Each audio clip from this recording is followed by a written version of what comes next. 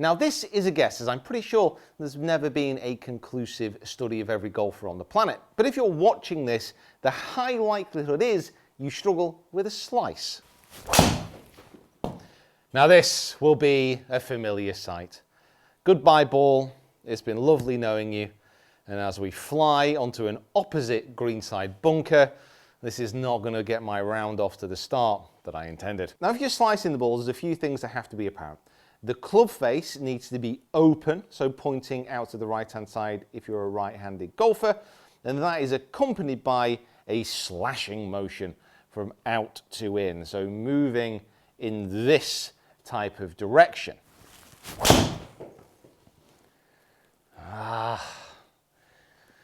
Oh, there she goes. There she goes again. Now I've done videos on face and on path before, and some of them I will link at the end of this video. But if you do want to hit your next fairway, I have a secret.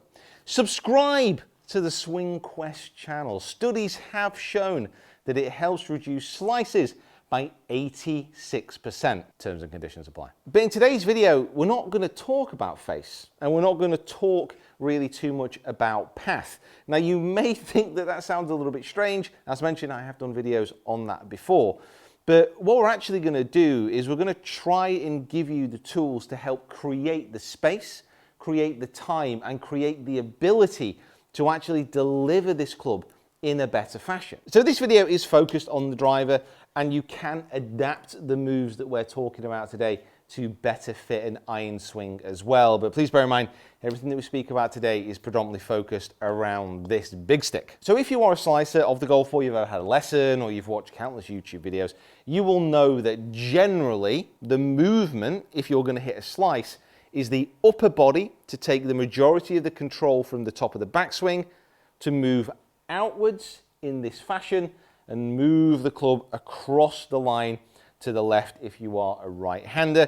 If you're a left-hander, these roles are simply reversed. So from here, the movement is this direction here. So you may be thinking that we're going to sort that out. You know, we're going to stop that movement over the top with the upper body as well.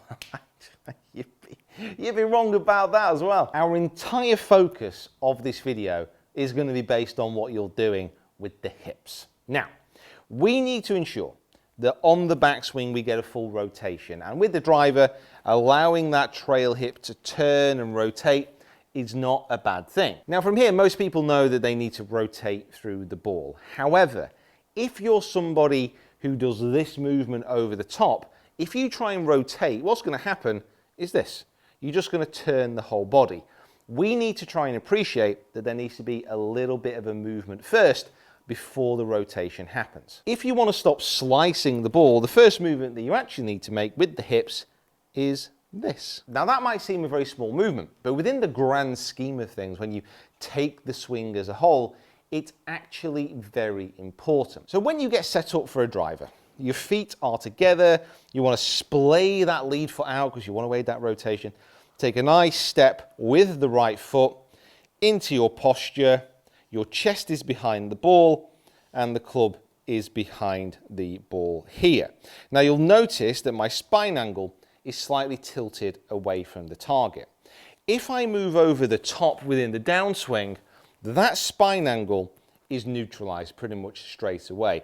It's actually very, very hard to stay tilted and move over the top. That is a very unnatural motion to make. So what we do with that hip movement is all we're doing is getting set up, turning to the top, moving the hip in this direction, and as you can see, that maintains spine angle. What it also does is it naturally creates the space here for the club to drop down into and the arms to move down as well. If you make this movement, it's actually quite difficult to make that movement. There's something within this movement you actually might find surprising. So as I move in this direction, I'm not actually moving back away from the ball. I'm not kind of rotating my lead hip at all. My distribution of weight is actually going towards my lead toe. So it's actually moving in this direction. Oddly enough, and this is one of the confusing things within the golf swing, if you start the downswing in this motion, Yes, you're going to create this space. Yes, you're going to be able to maintain your spine angle. Oddly enough, if you push in that direction, as the swing moves around, it will enable you and make it easier to actually rotate back and out the way, because it's a push and then a pull. So now I've explained myself fully, you may be thinking, well, Pete, thank you. I am on the road to recovering from a dreadful slice, and soon the golf course will be filled with rainbows, unicorns, and Skittles. Other sugary snacks are available. However, this is quite a difficult move to make. It's gonna take practice to enable your body to stall that movement of getting over the top, to maintain that posture. But there is a drill that you can use to really get the feeling of what this will be like. It's also very simple. Just pop a club across your chest, make that turn away, nice full rotation. And what I want you to do is keep the shoulders where they are and move in that direction, so towards that lead toe. Now in reality, you're not going to do this. A golf swing will not be like that, but it gets you that feeling of what the separation will be like between the upper and the lower body, and to be able to maintain that spine angle. As you can see here, super exaggerated position. Oh, or is it? Yeah, it is.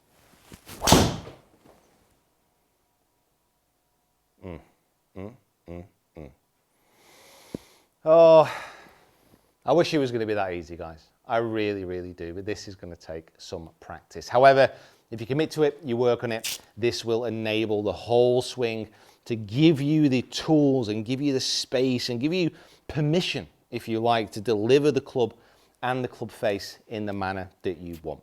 If you do want to continue your swing quest and you do want to keep improving, check out these videos here and become a subscriber to the channel if you haven't already.